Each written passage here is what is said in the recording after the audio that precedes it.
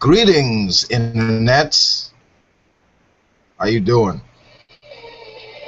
This is Pandemonium, live episode 19, motherfuckers!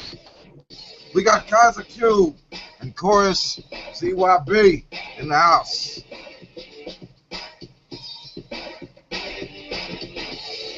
Okay, enough of that.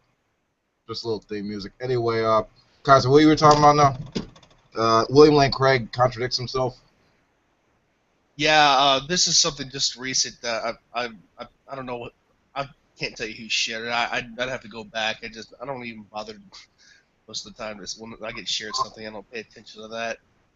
Okay, well let's hear this shit then. All right, Basically, I got the clip up right now. What you were yeah, saying? yeah. Basically, William Craig is like first he recognizes that completely recognizes that atheism does not. You don't require a theist to have morale or have a moral value, and then suddenly he just recants that complete 180s, and is just like, how can atheists have moral value? Just within 47 seconds. Okay, I'm planning now. All right, get your clip ass over here and drop it in the link. The greatest atheist rebuttal of all time. And my position would be the theist has an explanatory ground for the objectivity of moral values and duties, which are not available to the atheist. For the atheist, he can certainly affirm these, but they're just sort of hanging in the air. There isn't any sort of explanatory ground for them, especially for moral duties. Why would we have a moral prohibition or obligation to do certain things if there is no moral lawgiver? It seems to me that duty is very mysterious on an atheistic view.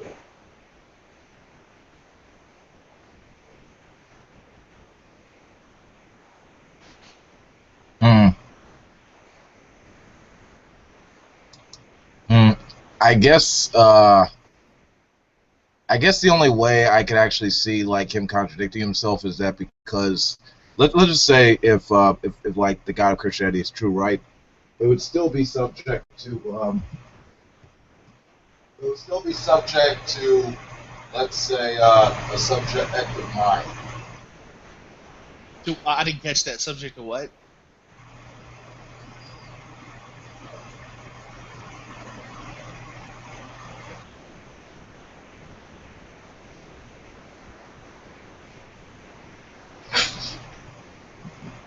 And would be so if that be the case.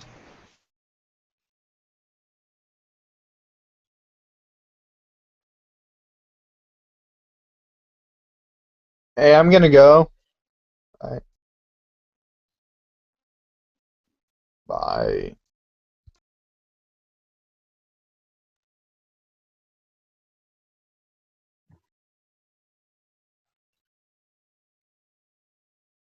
Sorry, technical difficulties. What were you saying? Oh, he had Chorus had to leave. It's fine, whatever. Room's still open. You said there was like a major contradiction. Aside from what I pointed out, what do you think? Well, I noticed you kind of you skipped the first part, but I mean it was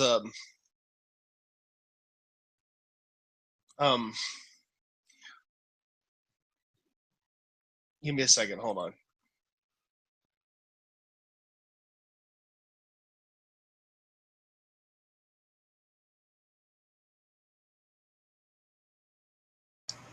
I mean, because the way I see it, if we're talking about objective, because I do think that this is a word that you could use as a secular framework. In fact, I think you could even make an argument for the superiority of secular morality. Well, But he talks to the beginning though. He says like he sees that how the if I'm saying this right.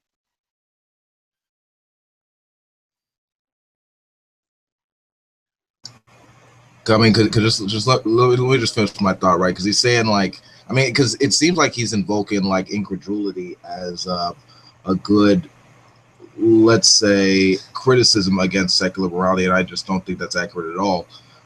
Because there is still the capacity to have something of a rationale for it. Now, I think that it's honestly facts that determine our actions. Like in terms of what we're going to get as a result of doing those actions and acting upon those facts. Like for example, okay, you know this guy is suffering, from kidney failure, right? So you go out and get a guy's kidneys without his consent. You'll be saving out of their life. I mean, do you do that or not? I mean, it's dependent on facts. At least from my point of view.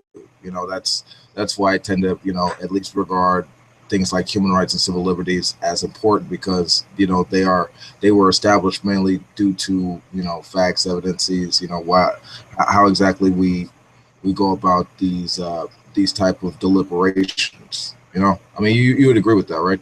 I mean, they're not necessarily absolute. Of course, they could be violated or ignored, but hell, I mean, it's better than saying that there's a subjective authority that I have to follow, and if you disagree, I'm just incredulous about your moral code. I mean, I just think that's a BS statement to have. What do you think? I agree, and I want to link the entire debate in in the in the group chat. And if you go through the entire debate, I mean, this was something that was clipped out, and I'm not too much of a fan of somebody clipping out an entire debate unless it's it's definitive. But if you watch the debate, you'll notice how uh, Dr. Kevin Sharp is trying to. What he's doing is he's putting things into perspective of probability and how they can sway up and down, and the probability that's being discussed is uh, um, how much are when somebody's being trying to be brought into Christianity, or when somebody's trying to be brought into a religion, their belief, if their belief is over 50% confidence, according to William Craig, that's enough. In other words, when your belief, when you're confident, or when your confidence is at 51% of of your faith per se is at 51%, then that's the same as 100%. That's pretty much.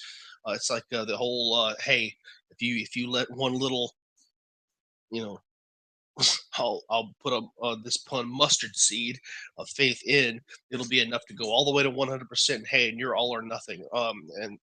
And uh and that's just not the case. That's just that's really you're gonna that's how Yeah, I agree. I mean, I mean, no matter what, no matter how fervently you hold on to, I mean, sure, you could say that you believe it up until the cows come home, but saying that because it's such this authority is of such level that to even be skeptical of it, it's just saying that either you don't have one or you can make up something better. I mean, that's not worthwhile criticism. That doesn't really go very far. right. And in the video and the debate, Dr. Kevin, he actually makes a very good correlation or a good comparison with voting, with the presidential vote. It's like how many times has a a, a, uh, a voter, a registered voter, had thought saying, "Hey, I'm prefer this candidate because they have leaning towards," and then suddenly uh, things shift and say, "Hey, okay, maybe I want to go for this person." That's what William Craig is relying on. Let's say, okay, well, if you have a slight lenience towards one candidate, that will completely fixate them, and they will go for them no matter what the other party has to say. And that's just absolute nonsense. You can. Yeah, I agree. Speaking of which, we're gonna get into some videos now, but let's go with. I think we might take a look at a little bit of this debate you're referring to later on in the show, but I just want to get into some content now. Okay, we got Theodore Schubert says let's-go abortion should be put to death. This guy's a treat. Know about the Trump? Bastards! You are what I just told you. You are useless scum. Bastards, pigs, swine, lower than the devils that you claim to be fighting against. Because you do not follow the law of God. Let me tell you what the law of God really says.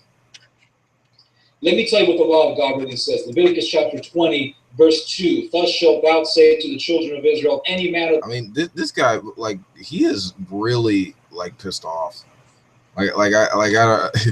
Like you'd almost hear like the Muslim in his voice. Like he used to be former Muslim, now he's hardcore Christian, and he just runs around just damning people to death and hell and all this stuff.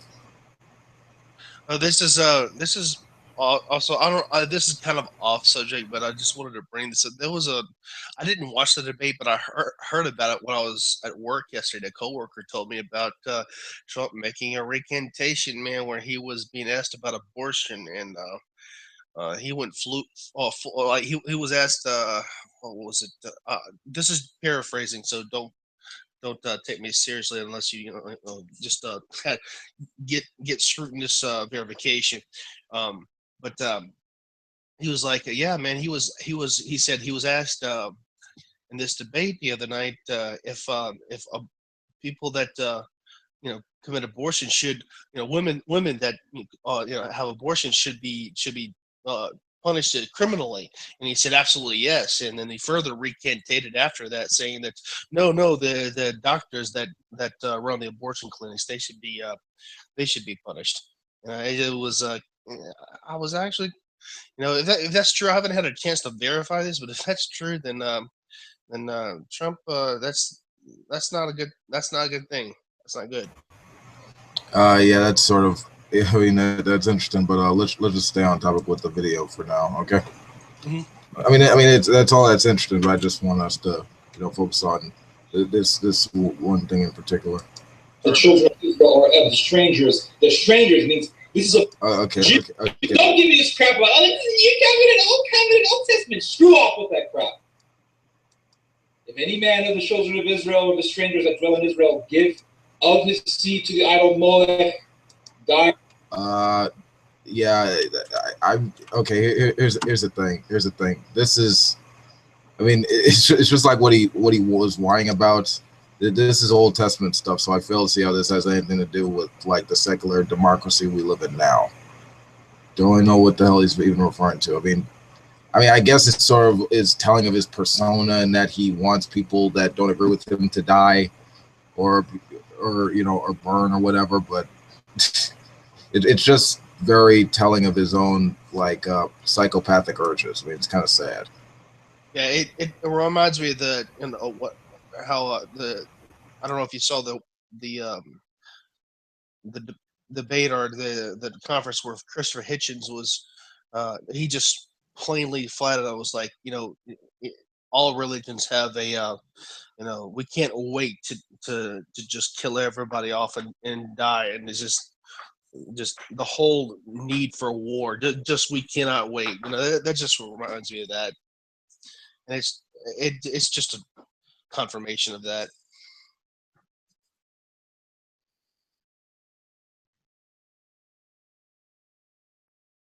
Yeah, but in this guy's case, I mean, he is hardcore. Like, I mean, I really feel like this guy has some repressions of his own. He needs to work with. Probably needs to talk to us, like psychiatrist or something like that. Like, just like get himself like a brain scan or something, or take some pan and just chill the fuck out.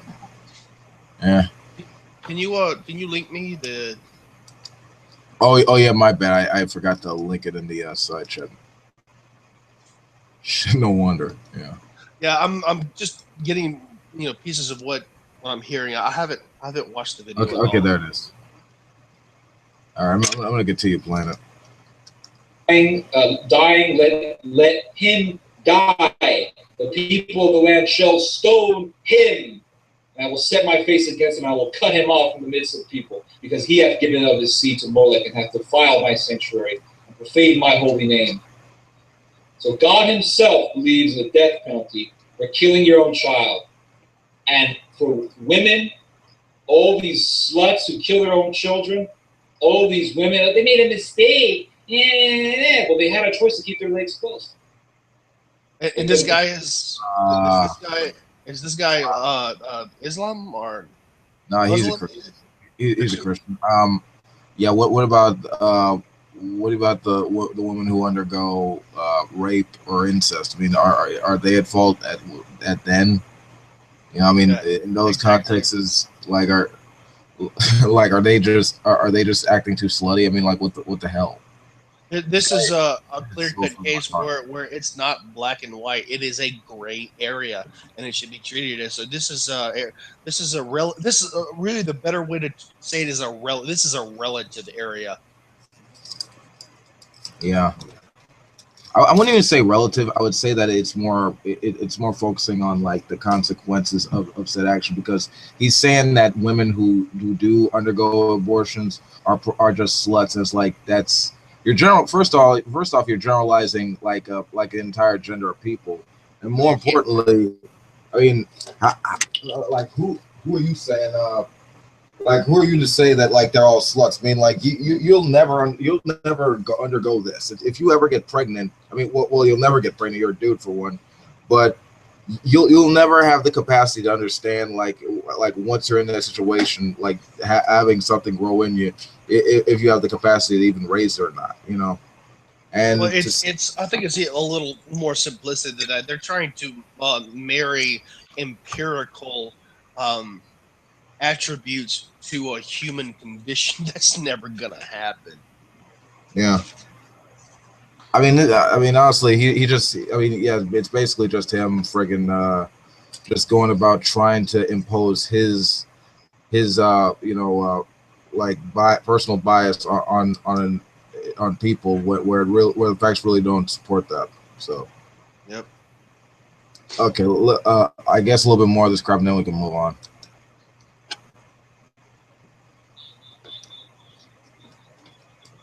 Hang on, let me just I'm just gonna mute so I can listen. oh shit.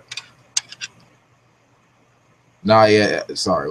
One of my wires was off. Children, let me tell you something. I believe in the death penalty for these women. And I believe that God himself agrees with me. God himself agrees with me. Leviticus 20, verse 2. If anyone kills their own children, that person is to be put to death. And what did Joshua do when he invaded Canaan? He killed man, woman, child. Why did he kill the women? Because Okay. he's probably sexually repressed like you if he was real. Actually, this part what you just played makes me laugh because I know plenty enough of the Old Testament to know that is about the most unrelated horseshit assertion crap I have ever heard. Okay, first off, in the Old Testament, in which he's parts in which he's describing. Okay, so he's saying that uh, uh, women, no matter what the case, no matter what the circumstance, no matter what the condition, uh, have to accept childbirth. But if your child sins in some way that you don't appreciate, you can get the whole town to stone them to death, no matter what the age. And that's real constructive right there.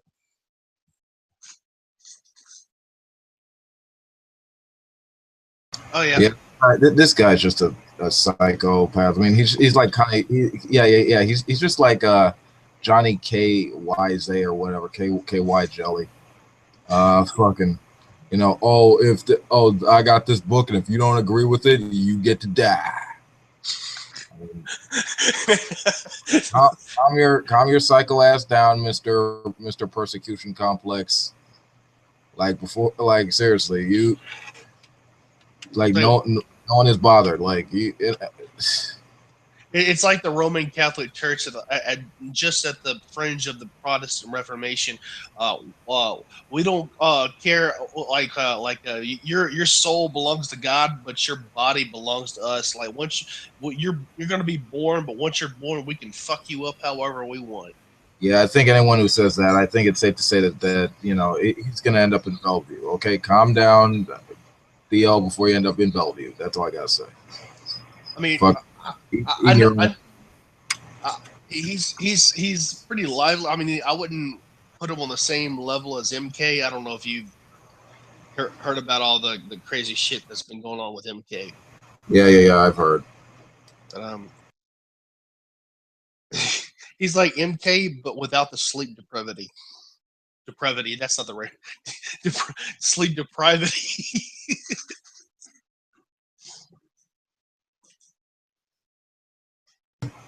Yeah. Yeah. Also without the and without the messy room and the weird little dog. I'm not gonna lie. The dog added to that kind of reminds me of Buffalo Bill from Sounds of the Lambs. Ooh, ooh. Jeez. Give me back my dog. It rubs the lotion on its skin, or else it gets the hose again. I originally thought when I saw MK's videos, when I saw his room, when I looked at the blue, I don't even recognize it as a carpet because I can't see any fabric. But like the way I saw that blue around the bed, having a hardwood floor, and the way the door looked, and just the contrast of materials, the type of materials, along with that window with that really messed up looking window blind stuff. It and the fact that he had all these everything was packaged. Had all these. It's gives the notion of moving packaging. Everything about his room just screamed out Section 8 residence, hospice, uh, church assisted residence. I, I I was in a chat last night with a bunch of people that had more information than me. I mean, I could almost disregard where he lives. I mean, it's just like, I heard one time he said that his dog eats in his bed, and I'm all like, what? Well, if he eats in his bed, you damn well be pretty sure he shits in his bed too.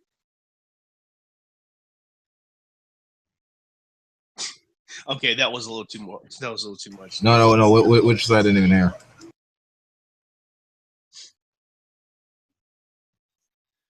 I would never let my dog eat in my bed because if you let him eat in the bed, what's to prevent him from shitting in your bed? Ugh. Yeah, you do that. You get MK's bed. Anyway, I found out that I found out some other stuff about him just last night that suggests that I was wrong. Like, he does live with his family. I was actually thinking that he really did live in like a hospice or some Section 8 resident or something. Just his room, just the way stuff went around in his room, just kind of suggested that it might be a Section 8 housing or something. But it seems that's not the case. But still, I don't. I feel sorry for the guy more than anything. I can't help but say that. He really.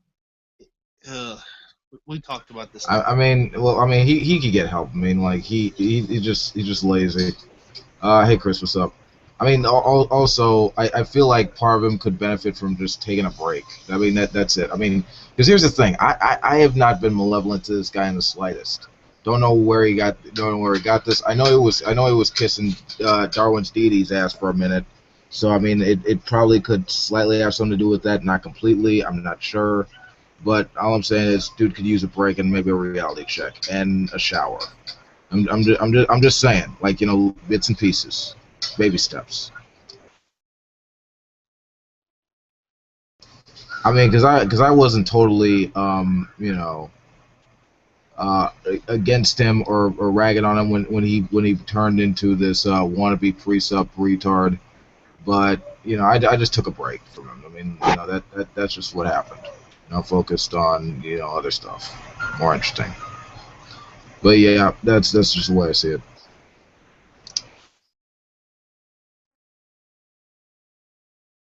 Chinku, welcome. What's up?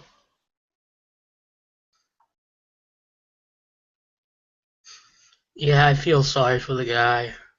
Kind of lost his mind.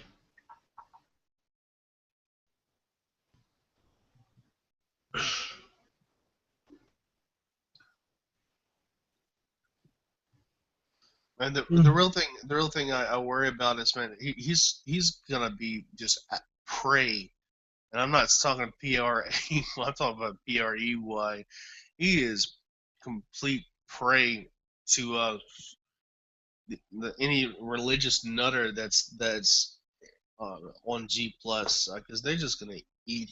I mean, they're just basically gonna use him and throw him right out. Hey, yeah, he's pro Christian and he's extreme, yeah. And once his usefulness is run out, they're gonna cast him right out. And he sees Jackin as an absolute authority, like one of the Pal Talk guys, and it's like, what? I mean, like, I don't even get where his line of reasoning is even going anymore. I mean, it's to the point where they're doing troll and not trolling this guy. I don't even think he's a troll. I just think he's like he's not all up there.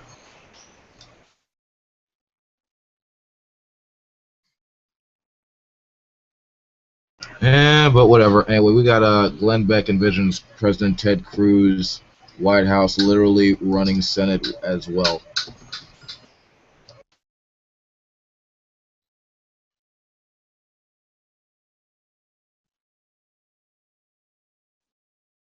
Man, this election, man, it's I don't think I've been more.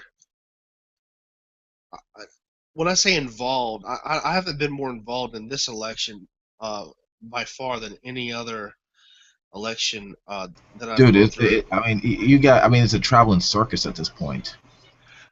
Well, I mean, all presidential elections really are, but the thing about this one is that I've never seen so much money on the line. And really, I just the more I get into it, the more I see where money is on the line. Everything is about money being lost, people's wallets getting light, and I just, man, it's just the more I don't know, man. I really, I guess that's the reason I'm a Trump supporter, is because it's just the more You're I you're see the you're money you're, trail, you're, you're drunken, right? I'm always drunk. I said joking Oh, you say I'm joking? about being a Trump supporter. Like, what the hell?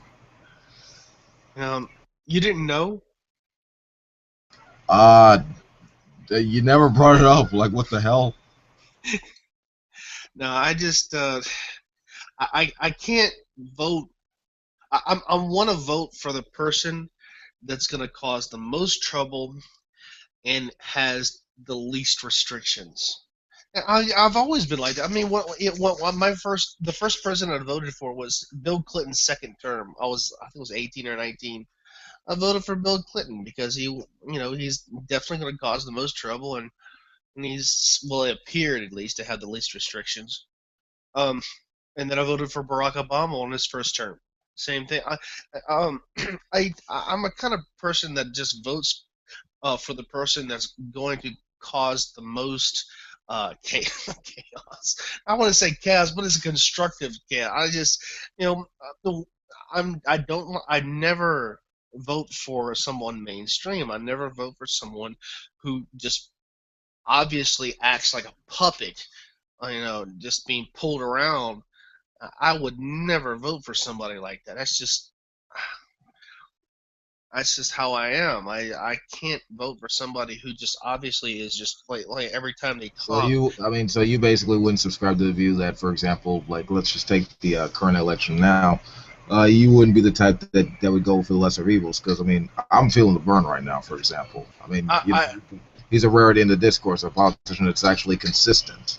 So I mean, I mean, I can understand Hillary too, except for the fact that she's a shill. She takes Wall Street money and basically says anything that happens to be opportunistic for her at the time. oh yeah, I But mean you Hillary. wouldn't be like necessarily the guy who would that would vote for the lesser of evils, right? If it would be Bernie. I mean I really there was a point in which if it was Bernie that could get into the general election, that I would vote for him. But the more I'm digging into Bernie Sanders, the less I want to vote for him. And I just, please don't just cut my head off for that. Just, it's just something, there's something off about Sanders that I can't get over. I mean, it's fine. Like, what, for example? I mean, just in comparison to what Trump wants, for example. I mean, like what is it that just turns you off about his position? Sanders is he reminds me of Mary Landrieu in Louisiana. Before she when she was a senator, where she would just tell people whatever they wanted to hear instead of what was on her mind. And the more I'm seeing Bernie Sanders, when I see him in debates or interviews, the more I'm seeing that, hey, I'm telling you what you want to hear versus what you think personally. And I mean, look, I'm not gonna lie. Trump does it. I mean, all politicians have got to do that at some point or another. I mean, when I saw Trump parade Pat Robertson in what Virginia college, I can't remember what Virginia college that was. It disgusted the shit out of me. I couldn't stand it. There's some, so there comes a point in which you're gonna have to be a yes man to get votes. I understand that, but it's just uh, on the majority level of what they're doing. It's just the more I got into Bernie Sanders' behavioral patterns, it's just that he to me, I just saw another gigantic yes man, and I couldn't. I mean, I don't necessarily see that. I mean, he doesn't take. I mean, he doesn't necessarily take donations from billionaires or anything like that. I mean, he's sort of. I mean, all of his money has been like gained, grassroots style, as opposed to like Clinton, who is more of an establishment candidate. So I mean, I really don't see how these things make him a yes man. Also, um, he's sort of more left than most of the candidates who tend to be centrists. I mean, like his politics are consistent with that of the Nordic model, which if you look out at Scandinavia, just in terms of the indexes like social progress, happiness, human development, they tend to be scoring highest. So I mean, I really don't see how that makes him, like a yes man or a centrist or anything like that. If anything, he seems to go against the norm, and it seems to be something pretty fresh, which is why that people like more young people, for example, like younger than 30, tend to like agree with him and go for him. And I could be wrong. I really could be wrong. I know that you have um um a preference to a socialist status, and I really could be wrong. It's really too soon for me. I have not. In fact, you just now gave me a wealth of information that I'm ignorant of, that I need to really go and do my research on. And I just don't have enough information yet to really make an informed choice. So I'm And that's fair. That's fair. Well, okay. Well, I got this link up, so let's just read that thing real quick. my bad. I didn't even link. My bad. No. You didn't. This is interesting. Anyway, Glenn Beck took questions from a studio, from a studio audience on his television show last night, where he was asked how Ted Cruz, if elected president, would enact his agenda, and amid the gridlock in Washington D.C. Beck laid out a scenario in which Cruz, being so well versed in the Constitution, really, not really, but literally, places his own vice presidency in charge of controlling the Senate. The Constitution says the Vice President of the United States shall be President of the Senate, but shall not vote unless they be equally divided. And Beck envisioned President Cruz exploiting that by tapping a pit bull like Carly Fiorina to serve as Vice President, asking her to list controlling the Senate in order to get it to do its bidding. Quote, if you're smart and you get things done, Beck said, you partner with your vice president and say, go run the Senate, and then the vice president then walks up and says, let's say Senate Majority Leader Mitch McConnell taps him on the shoulder and says, "Excuse me, Mitch, you're in my chair," and now the White House is running the Senate as well. That's how you get things done. Okay, and Ted Cruz is a constitutionalist and a historian, according to him. Okay, that's. I mean that's ridiculous. I mean that's like if Obama or his vice president, who Biden, if they did that, they'd call him for impeachment. Beck would. Oh, immediately. This is absolute just insanity right here. This is a very interesting. It's horseshit, actually. It's horseshit that these people think they can get away with this shit, or that people will go along with it without them being questioned or criticized or even investigated. I gotta agree. And you know what? This is something I have to. This is interesting. I have to. This is something that I have to thank SJW, the SJW movement, for cancering themselves.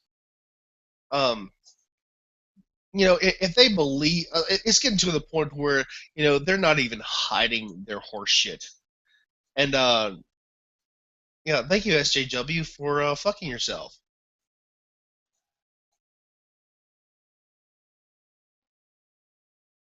This, I'm really, I think that. I mean, honestly, I can't wait. If Ted Cruz does get the nominee, I can't wait until he says Rafael Cruz will be his running mate, his own dad. Oh, not in the least bit nepotism in any way. Just like nominating someone as my VP who is credible and has experience, even though this person just so happens to be my father. Give me a fucking break. Piece of shit.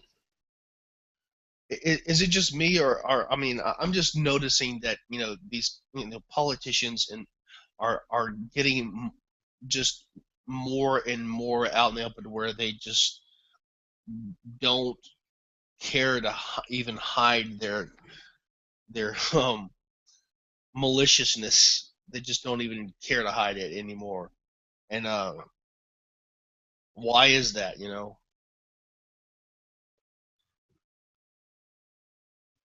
Because I don't know, man. Honestly, people are crazy. I think personally that they think they have a chance now that Obama is coming out of office, and that somehow this is a new start for them. Time to wipe the slate clean and install a new president who stands for the country's moral values and their religious values. I just still say that the whole, they're not even caring about. The narcissism in their own right is so obvious. It's like they don't even consider, hey, I'm working for the people, and I don't know. It's like a kick in the teeth to the people. Or, well, not really that. It's like a kick in the teeth to themselves, because they're like believing that, hey, if whatever I tell them, they're gonna believe, and it's like they're underestimating the power of the people so badly that I mean, this is exactly how the 2014 Senate election um, uh, got the way it did. That's the reason all these Democratic senators got their asses kicked out in the streets, because they just believed that things were going to go honky dory, and they were going to get voted back in like all else. And the people were like, okay, your service is no longer required. Goodbye. And they're like, what the hell just happened? All right, moving on. Let's. This looks funny. Fox News panel debates whether math should be required in school. Wait, what? Give me a fucking break. I'm sorry, okay, hang on. Let me give you the link so you guys can have all your little questions answered upon that. There you go. There's a YouTube link right there. Now, the audio tells us such, with a wicked chicken to that as well. Okay. All right, it's a question many high school kids have asked at one time or another. Who needs algebra? Well, one political science professor thinks most people don't. And he wrote a book about it, arguing millions of students end up dropping out of high school because of difficult math problems that they don't really need to learn. He claims only 5% of occupations, perhaps less, require algebra. The book says, and quote, "Our goal should be to keep our young people in high school and later in college, where they can discover and develop their talents. At this point, we're telling them that they must unravel reentrant angles," which we're not quite sure what that is, "and irrational numbers if they want a high school diploma and a bachelor's degree." But okay, so basically, yeah. Holy shit! I mean, you notice? I hear math. okay, all right. Hold on, Kaiser, you first, and then Chris, and then I'll say my piece. I love the part where he goes, "I'm not sure what that is, but that's it. That's all I wanted to say." All right, Chris. So, I'm going to say this. I used to hate math. I used to hate doing math in my quantitative science class. But now I realize the value of it. I really do. And the fact that these assholes want to advocate for it to not be a requirement, it's fucking silly. Really. Algebra is something that you don't even learn in high school. You learn I think in junior high. Yeah. I think that's a 7th grade thing at best. Yeah. That's like middle school, yeah. I mean, and them arguing that it shouldn't be like a requirement for advancing in your education. I mean, that's just silly. I mean, this is one of the reasons why other countries laugh at us, because we have discussions like this. Let me give you an idea. Let me give you an idea of how absolutely absurd this is. You can't even be a frame carpenter foreman without knowing algebra. You can't even work on a house. Literally. Basically, the guy just said, "Hey, how much was it? 5%? Oh, 95% of everybody in the U.S. flips burgers." That's pretty much what he's saying. I mean, I'll be a little bit more charitable. I mean, there could probably be more nuance in this, but given the fact that it's Fox News, that's pretty much a foreign concept to them anyway. But let's just hear what their their genius panelist, the 5, have to say. Yes, the 5. These freaking geniuses. All right. Where they go? Okay. I'll never forget the O'Reilly, the Bill O'Reilly, when Neil deGrasse Tyson completely owned his ass with the tides.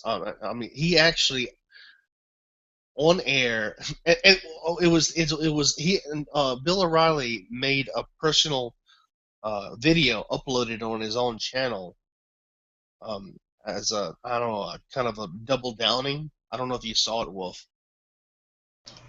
I don't know. You're gonna have to remind me. But hold on. Let's just play this clip now. Okay. All right. There we go. But critics say math helps build reasoning skills and just needs to be taught more effectively. Andrea, you just revealed to us that you are a 3-time alumni of Algebra 1. Yes, I have lots of algebra tutors, yeah. Is this the war on math, or should we, is this okay? I wholeheartedly agree with this professor. I struggled. I had honors English, but in math I need a little bit of help. But you didn't drop out. Right. I thought about it, and I begged and pleaded, and I said, please, can I drop out? But I did. I actually took Algebra 1 twice and barely passed Algebra 2. But when it came to trigonometry, I said, you know what, my time can be better served studying languages. Oh. So I went in and I argued with the guidance counselor that I should not be required to take trigonometry and calculus, and that I should take languages, because that's something that I can use when I get out. And they made a special exception for me. I'm too afraid to understand math, those big numbers and stuff. I'm literally, when I just heard that, I can't believe I'm fucking hearing. I just can't believe my fucking ears. Oh man, we're becoming the idiocracy, man. It's such a disappointment. I'm not surprised. I mean, in a country filled with young earthers and flat earthers and conspiracy nutters and friggin' And the dumb thing is, we have people that believe this in charge of the education system. A good number of connected incidences. I'm not saying it's just a trend that we're seeing. So it's not really a surprise that the stock we're bringing up like goes down with it, like intellectually speaking. Chris, what do you think? I think that like they might have some form point if they reform. Like instead of saying we should get rid of algebra, we they brought up like quoting the critics that like of that fucking retarded book that it should be teach more effectively because there is a problem with teaching in the U.S. Like some of the teachers like at some of these public schools like are kind of they suck at teaching. Yeah, do you have any idea how many fucking Right in the Pussy compilations I'm gonna have to watch to just to get back my sanity from this shit? I mean, Wow. there's only like we're 1 minute 26 seconds in. Like it's almost 5 minutes, but I doubt we're gonna hear this whole thing. I think that if you're not good at math, you take the basic courses, and then you. But you why take a not course putting that will pressure on the benefit teachers, you? Pete, to handle this a little bit better? Harris isn't here, so I'll brag about my math skills for a second. I took several years of calculus at the advanced level in college. It was my thing. Math was my thing. I even started as an athlete. I started tutoring other college athletes on calculus. There wasn't anybody that I couldn't help. So it just takes time, and I've never met a teacher that wasn't willing to help someone more. So no, I think it's a fantastic point. Is the process worth something? Figuring it out, like Sandra talked. Yeah, I mean, I use algebra whenever I'm at Costco and I want to figure out which paper towels are cheapest per yard, so per meter, whatever it is. I think that teachers don't want to teach it because it's hard. But I do think algebra and the reasoning and the logic behind it, I mean, it's sort of like, I mean, they did bring up an interesting point with like the teachers. It's not so much that they don't wanna teach the students. I mean, that's kind of ridiculous. But I mean, you're still dealing with overwork, underpaid people. And also there's the number of students in the classroom that they have to deal with individually, all that, like where they're at, and like with their reasoning skills or whatever. I mean, it really depends on whether or not those students have like the accurate resources for that, and whether or not the teachers have the resources as well to make sure those kids are more likely to understand the subject matter. And see, this is why I think this is why the uh, the resource of a teacher the resource of a teacher needs to be greater, but I'm just noticing that the level of corruption in that. I There is a level of corruption in it. I mean, you know it's almost like what it takes for uh, a really bad teacher to get fired is equivalent to a a clergyman getting their robe stripped because they got caught, raping a child. You know, I can understand. I can understand why why the Fox News would hate math so much. I mean, I know the truth. I mean, it was created by Arabs in the Middle East. It's Islamic, therefore it's evil. Oh, I love that. That's almost as retarded as like a feminist saying that, well, man created this, therefore it's sexist and patriarchal. Pretty ridiculous. I'll take it a step further. Don't Fox News hates math because it'll help you understand statistics and why more than often Fox News is bad. Agreed. One of the first things that came to mind when you were airing this YouTube when I was hearing it was statistics. Yeah, that's math too. Helps you measure probabilities of things. Dude, if you don't understand basic math, how can you make logical decisions. I mean, you can't even play sports right. Come on, man. You can't even be sports savvy if you can't even do math. I just, can you imagine somebody? Oh, I don't even want to go into because I'll end up just ranting, and I don't want to go. I don't want to do that. It's just, oh,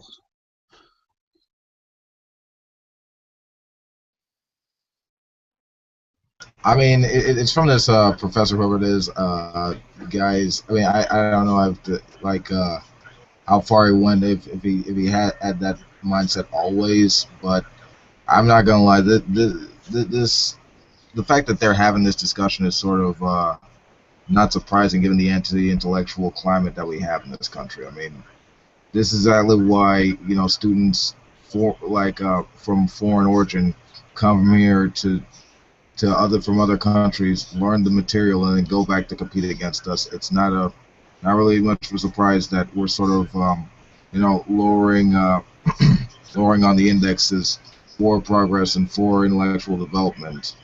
Because we pander to nonsense like this. And whatever. Yeah, this video is garbage. We're moving on.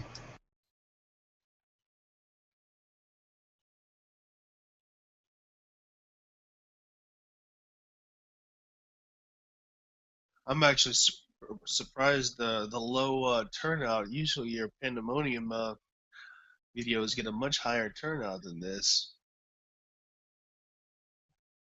So we're slow that Saturday, and it's kind of early, so yeah. I mean, it's fine as whatever. I mean, I'll just reshare it anyway.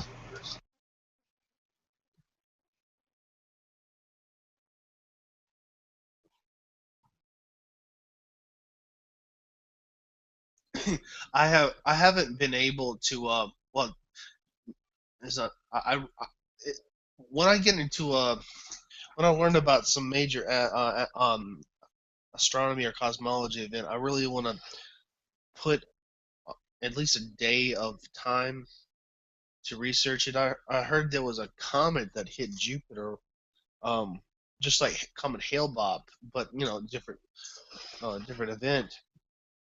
And I haven't even had the chance to look at the data on that thing yet. But there was actually basically a comet Hale-Bopp event where comet just well, I remember Hale-Bopp.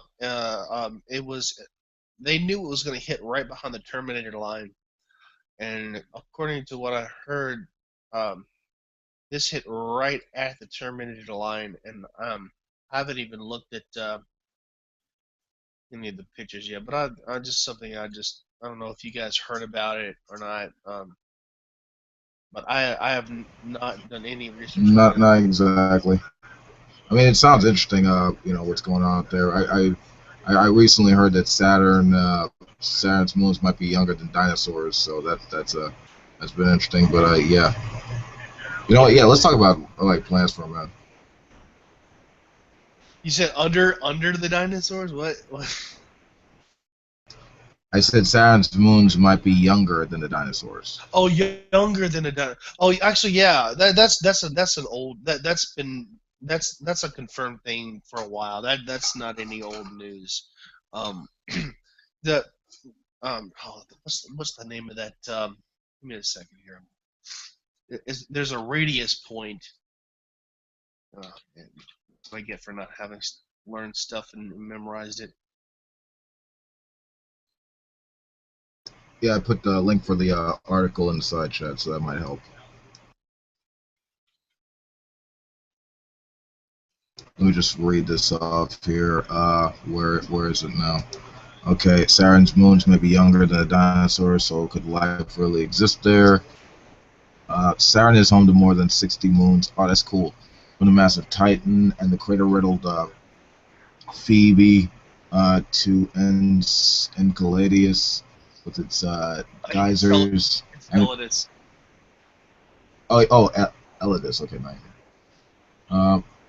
In particular, has been put forward as a good candidate for harboring microbial life, thanks to its warm internal ocean. After all, if intelligent life could evolve on Earth in a few billion years, why couldn't at least some simple organisms exist elsewhere in our 4.5 billion year old system? Which is a fair question. But now a new study published in the Astrophysical Journal has claimed that many of Saturn's moons formed as recently as about 100 million years ago when dinosaurs still roamed the Earth. This challenges our current understanding of the ages of moons in general and raises many new questions as well. How can we find out for sure, and could life still evolve there in such a short time? Revolution at Saturn. It has been thought that nearly all major moons of our solar system's giant planets were born from a cloud of gas surrounding each planet as it grew.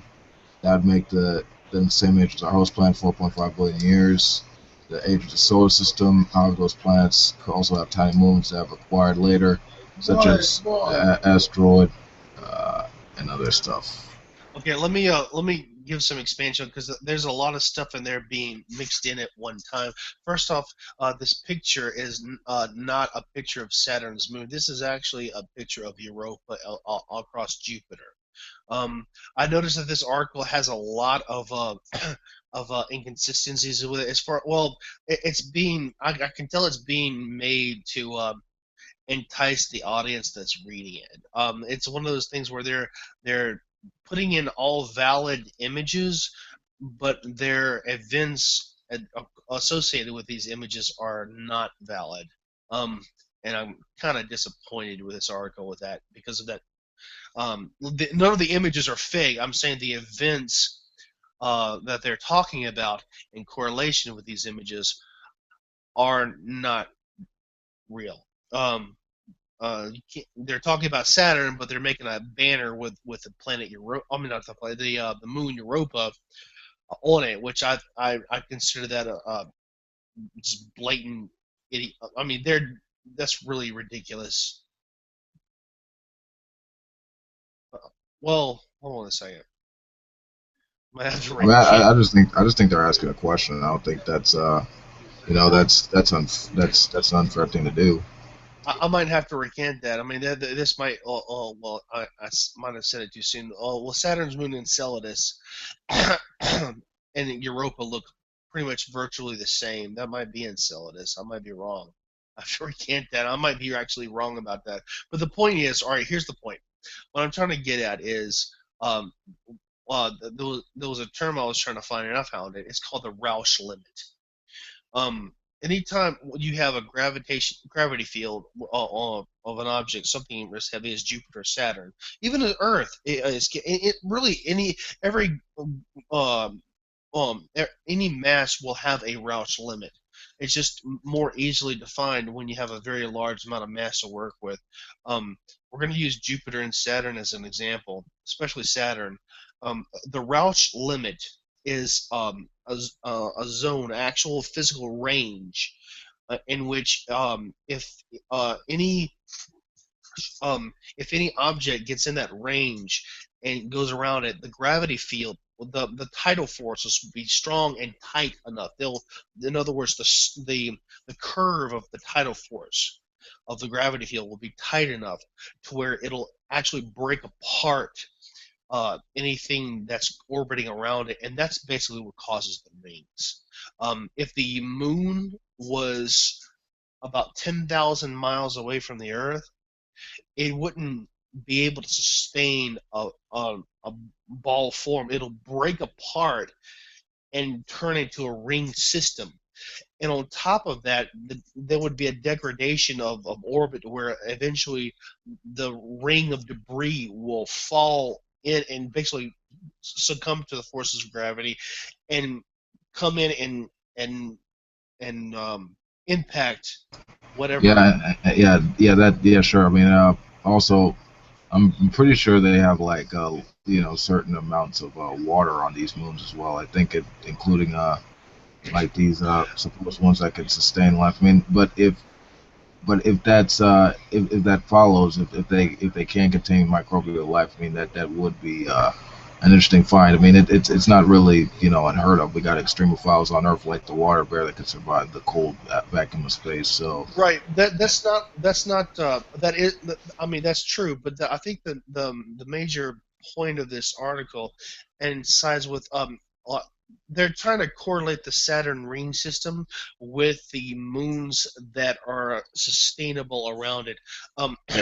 The Saturn ring system is definitely I mean, if you put in Newton's physics, Newton's equations, the Saturn ring system cannot sustain itself as long as the dinosaurs because it will eventually succumb to this Roush limit.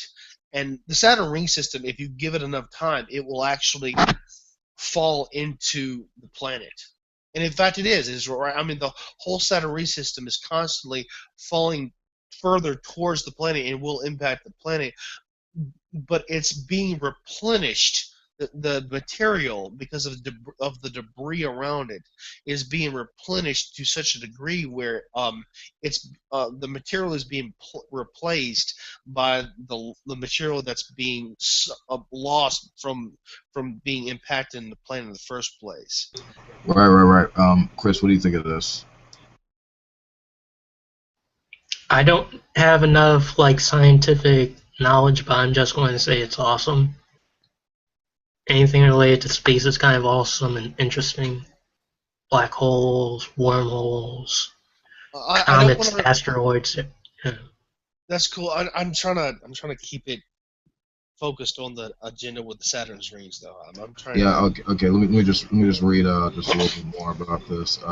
Can we test this hypothesis? At present, lacking any laboratory samples, science is no way independent way to verify the date of the distant moons. The best they can do is assess the density of impact craters on their surface. The greater density, the greater duration of time which that surface has been bombarded with debris.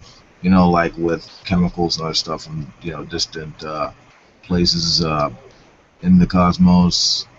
So I mean, it's really that life is a rare spontaneous byproduct of the universe. But I mean, who knows? I mean, if that could be possible, there could be some microbial life, some like like very bacteria or something like that. But yeah, it would be interesting. But it's still a mystery, and the universe is still a very big place.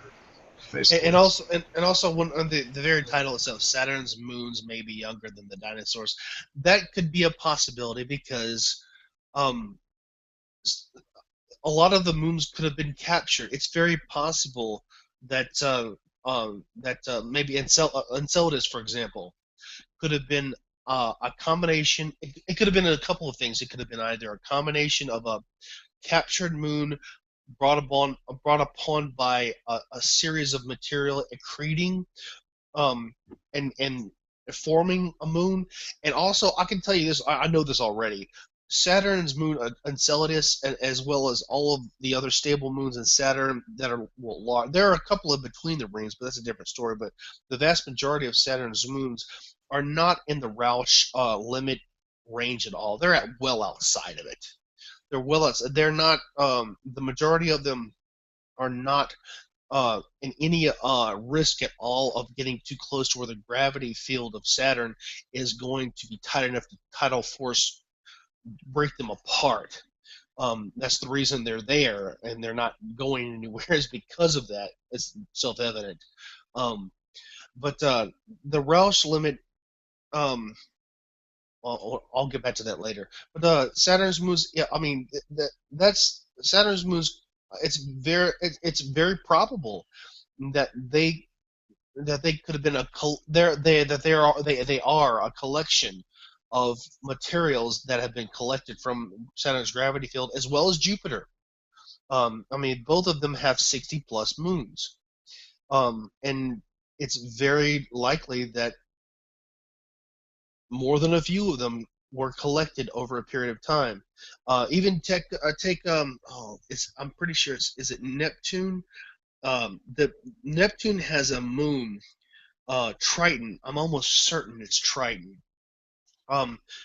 That it's if not the only definitely one of the only celestial objects in the solar system that goes clockwise instead of counterclockwise. All celestial objects in the solar system, all the moons, um, in relation to the sun's polar north, go counterclockwise around the sun.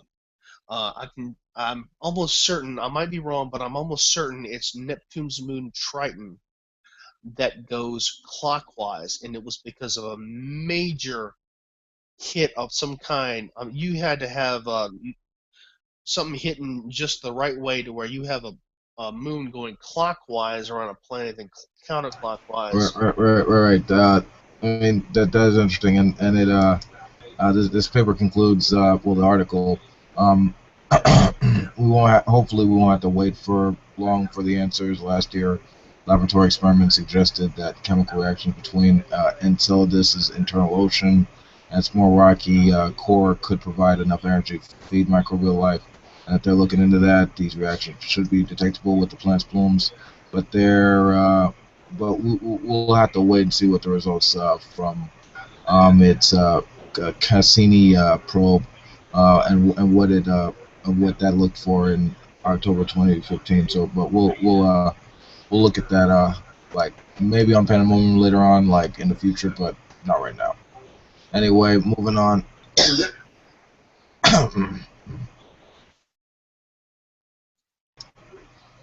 Anyway, okay. What's it like to be dead? Patient who died says there is nothing after death. All right. All right. Putting this in the side chat.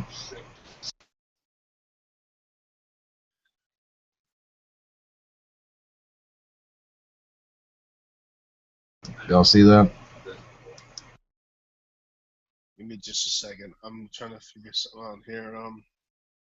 Because I really hate saying something out of just speculation. I want to make sure I said that right.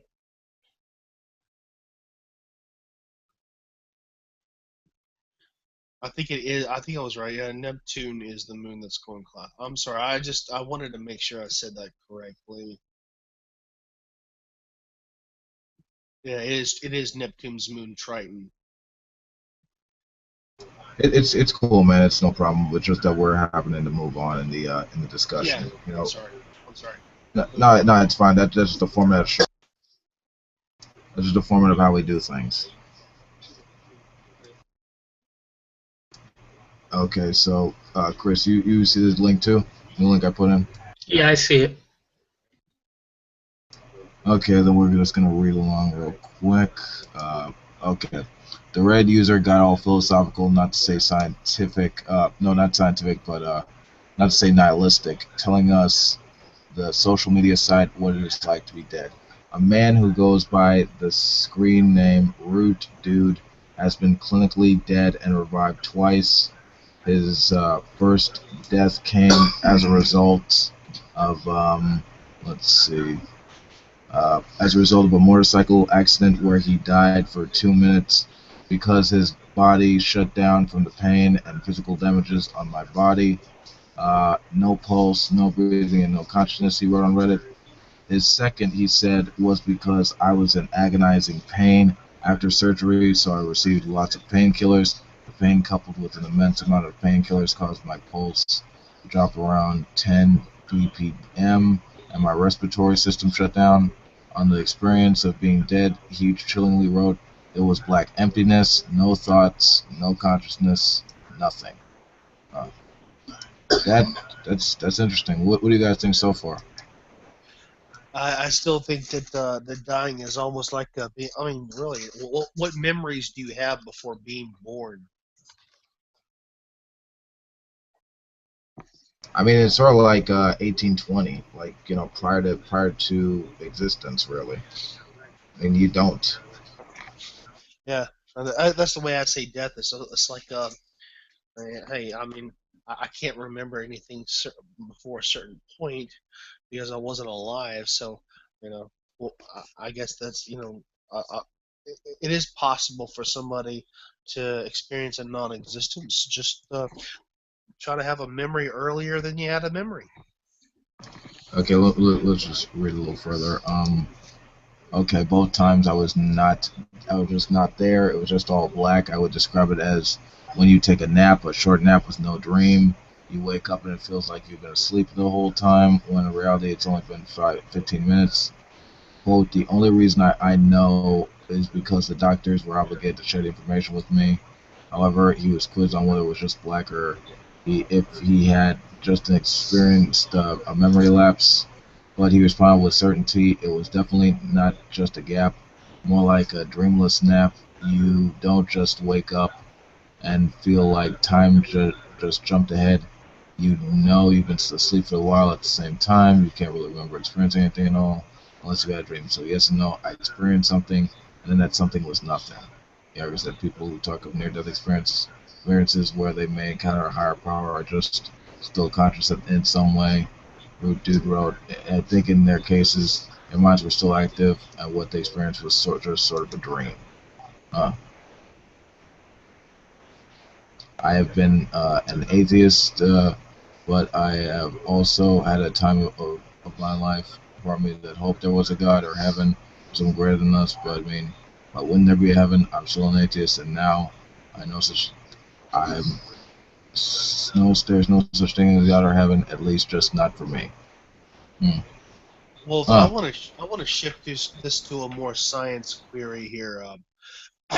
This guy died, and it's not the first time I've seen these interviews of people who've died.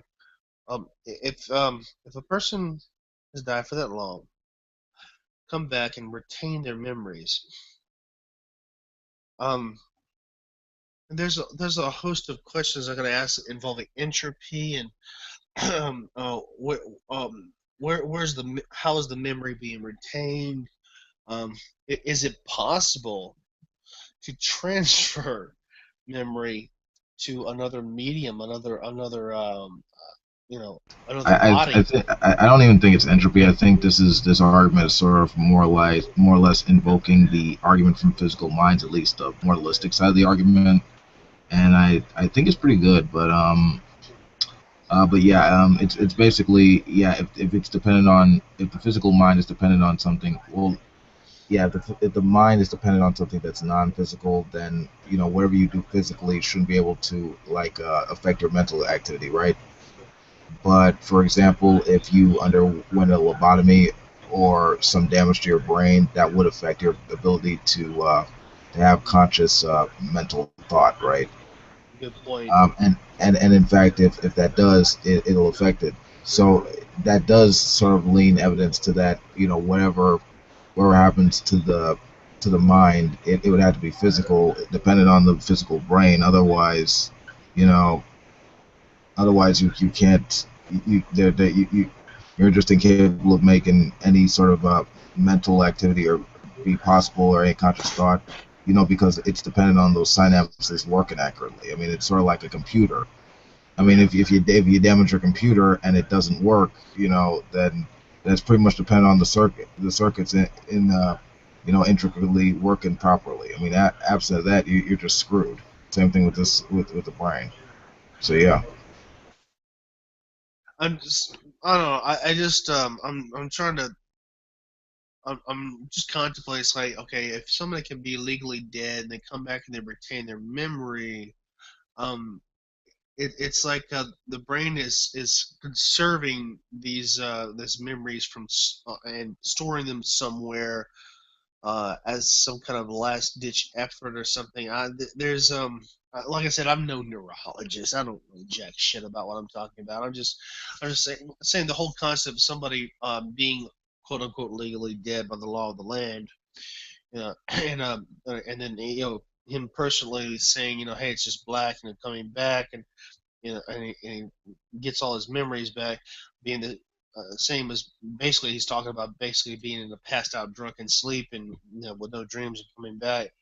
I don't I'm probably overthinking it because it's like I said, I'm no neurologist. I'm just thinking it's like, okay, the memories are probably being retained by the neurosynapses on a local level, being brought back because they themselves have not been disconnected. That's just it's really an assumption. Don't quote me. That's just an assumption.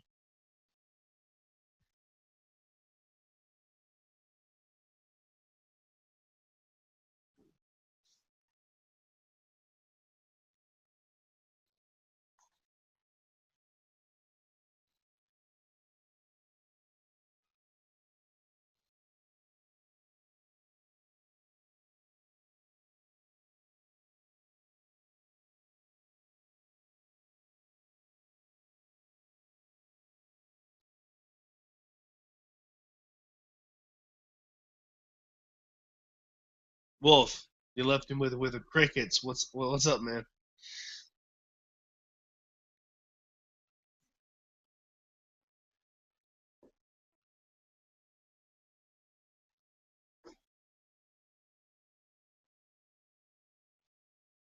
Wolf, you dead aired me. What the hell?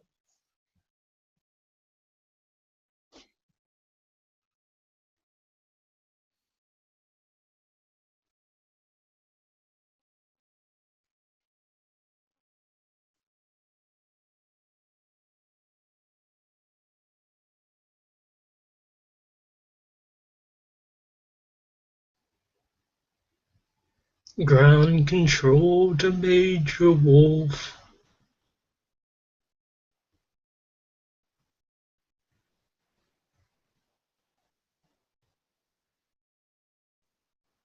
He's obviously got something he's got to deal with. Connection issues, probably.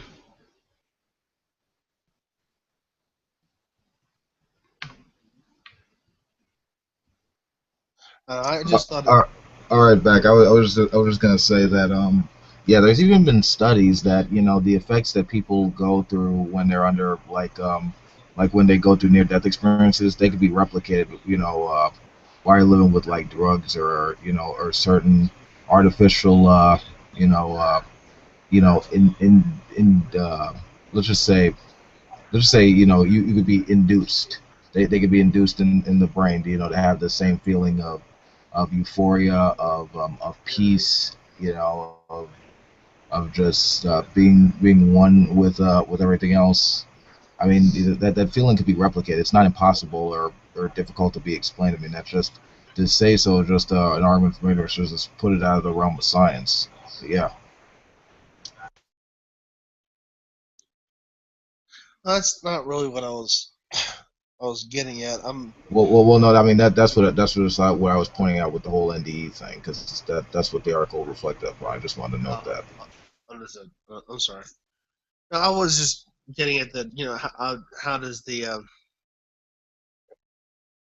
how would somebody go through a near the when I say near the death experience, I'm really trying to relate to this article about how he described it as a complete blank and being pronounced dead and then coming back with his memories intact. I know that there is a host of different physical you know ways to explore this, a host of different ways. Um, and I'm thinking that there might be some way in which the brain can preserve memories and come back like a reboot, if enough if it, if enough is preserved. And I just that's just really fascinates me. I've heard stories about people saying that when they drown, if they drown, when they drown, where people thought they were dead and they could hear it, they could hear everything these people were saying. Oh, he's dead, he's dead, and somebody gets the nerve to pound his chest or to get the water out. And it's like I could hear everything everybody was saying. You know, I'm thinking like there's just a lot of neuroscience that can be explored. Uh, Okay, yeah, I looked it up. Yeah, it could be induced by brain traumas, sensory deprivation. Well, near-death experiences are sort of like the same diff, but these are out of body experiences.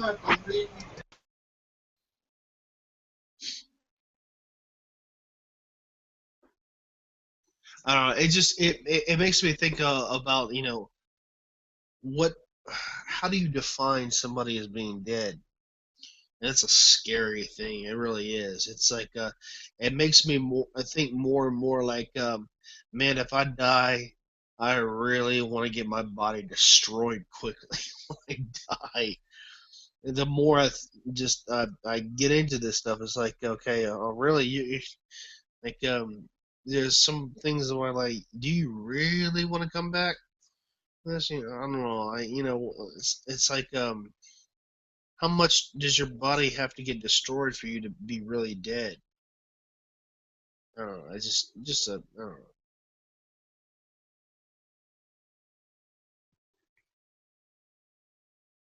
Yeah, I'd agree. Also, 1 in 10 people have an OBE once or more commonly several times in their life. So, I mean, we can get an understanding of this. This isn't foreign knowledge or arcane. It's pretty much just down to neurology and chemistry. To be honest with you. Yeah, yeah. That's yeah. I agree with. Hold on. I'm pretty sure that if and not really if but when. I mean, I'm pretty sure it's inevitable when somebody hears me talking about this on live and listen to this. That's like some creationist or some crap. They're gonna take it completely the wrong way. And well, I'll challenge him on that horse shit. But yeah, this is this. I'm not. Uh, um, I'm not invoking any kind of religious anything here. I'm just talking about purely on the neuroscience alone. That's it. There's there's just too much ways. There are too many ways to physically investigate this. To I just it seems like everything I try to say. It's like I think about, okay, so some freaking crazy nutter is gonna take this the wrong way, and I don't know. I can't even.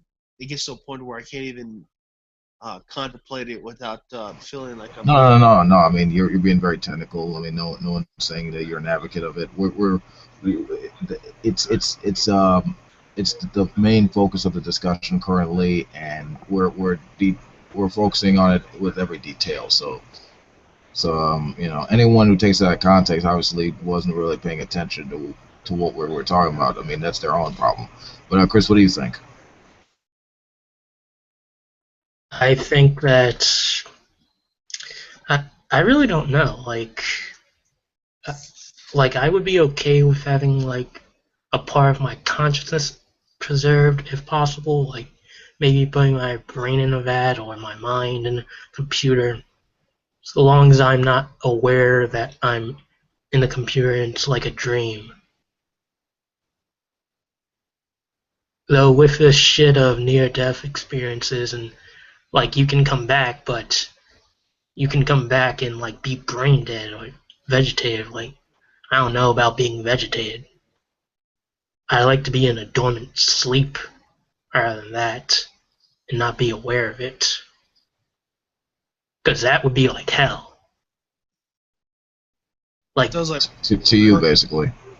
yeah, purgatory. It sounds like purgatory, really. yeah, purgatory. Like I'm there in physical form. Everyone can see me, but I can't move. I look like I'm stupid. Like my face looks all stupid and looks like it's like my eyes are sticking out, and my tongue probably sticking out, and drool. Ugh. I can't help but think you're describing something else for some reason. Anyway. Would you sign papers? If you ever, or have you had a will or something? Like if you were ever in that state, would you force your family? Like, would you make the arbitrary choice yourself, saying, okay, if I'm in this state, pull the plug. Fuck you. I'm telling you to pull the plug. What would you do? What would be your choice? I probably would write that in my will. Because I don't want to be in that state. Like, maybe there's a possibility of my brain being restored, and maybe some sort of cognitive ability being regained, but Yeah, but I mean, but okay. that would be a stipulation that you have to put in like your legal papers in your will. But after a certain amount of time, if it's like the doctors have exercised every other method to get you back out of that coma or whatever. In other case, Yeah. I don't know if you guys have ever seen the movie Vanilla Sky.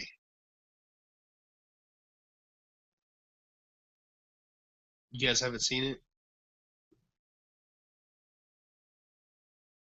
no. It was it was one of Tom Cruise's lesser known films, but basically it was one of the first sci-fis I ever saw. It was basically about this. It was about one of the first like he was cryogenically frozen, um, and the entire movie was him. It was like everything was in his mind in a cryogenic state, and he's trying to figure out whether he wants to be revived or not. It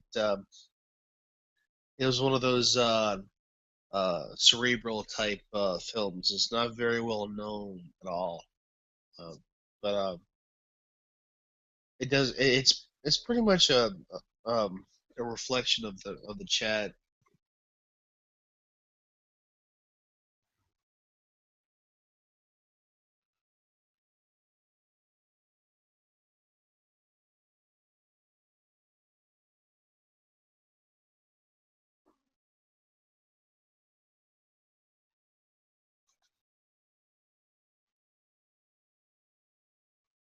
I honestly don't think I would.